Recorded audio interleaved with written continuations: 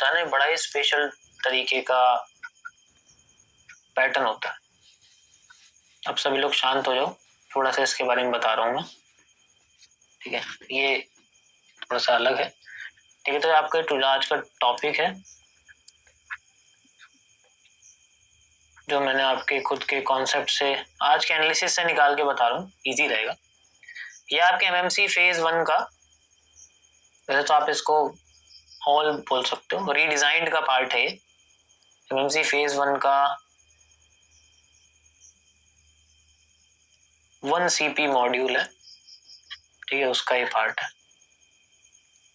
होता क्या है कि जब भी हैमर बनता है तो वो हमें एक क्रिएट करता है स्ट्रक्चर कुछ इस तरीके के कि भाई अगर मान लो एक कैंडल है, वो पहले ऊपर जाती है,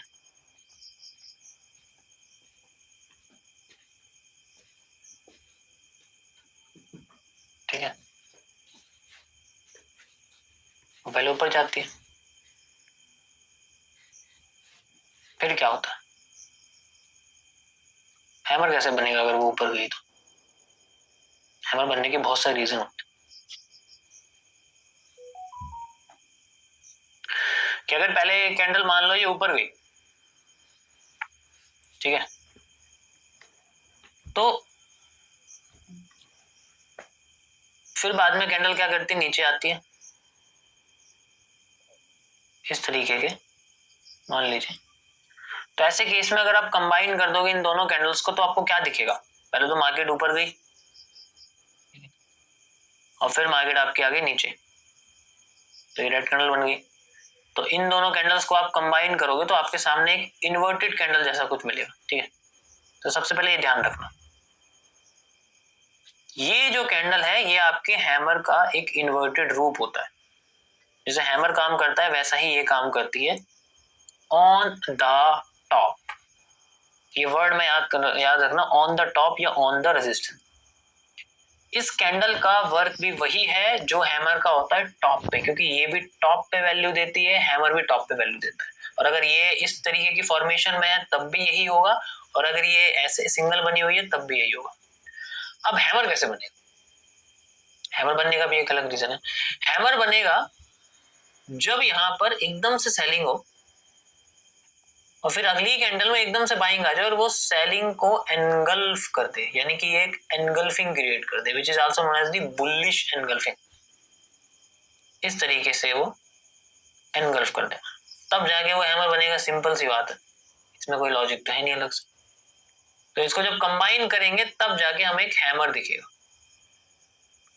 अब ये हैमर टॉप पे वही काम करेगा जो शूटिंग स्टार करेगा, इसको हम लोग शूटिंग स्टार कहते हैं, ऑलरेडी आपको पता है, ठीक है। तो ये आपका क्या है, ये आपका शूटिंग स्टार,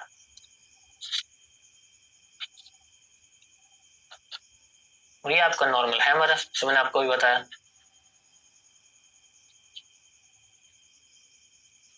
हाँ, मतलब बुलिश हैमर आप कह सकते हो, और इसको एनगल्फिंग की जरूरत पड़ती है। इसके बाद भी एक और एनगल्फिंग की जरूरत पड़ती है इनकेस अगर ये टॉप पे है तो। अगर टॉप पे है और हम चाहते हैं कि वो टॉप रेजिस्टेंस सपोर्ट बन जाए तो उस केस में हमें इसके साथ एक और कैंडल की जरूरत पड़ेगी,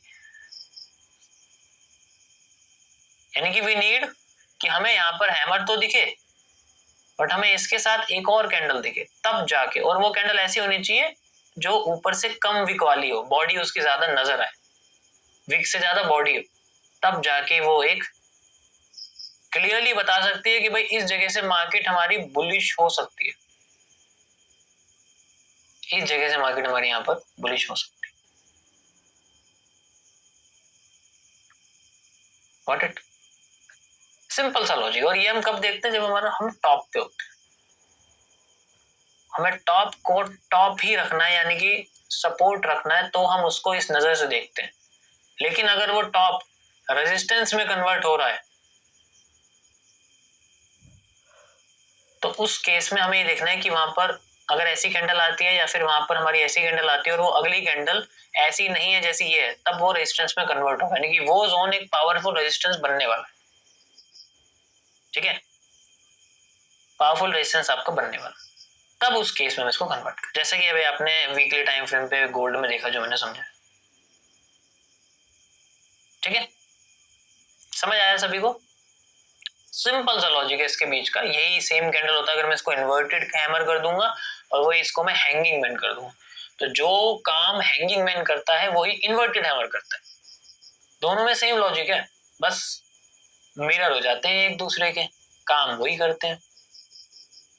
है तो इन्वर्टेड ही, प्रेशर तो ऊपर से दे रहा है ना। सेम यहाँ पर भी आप देखोगे ये नीचे से प्रेशर दे रहा है, लेकिन इसको प्रेशर को कंटिन्यू रखने के लिए एक और अपने साथी की जरूरत पड़ती है, यानी कि विच इज, अब ये कैंडल क्या है, ये कैंडल आपकी होती है मारुगोसु। सिंपल सा लॉजिक है।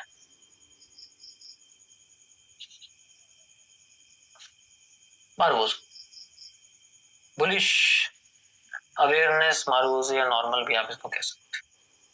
और ये छोटा सा टॉपिक है जो आपका आज यूज हुआ।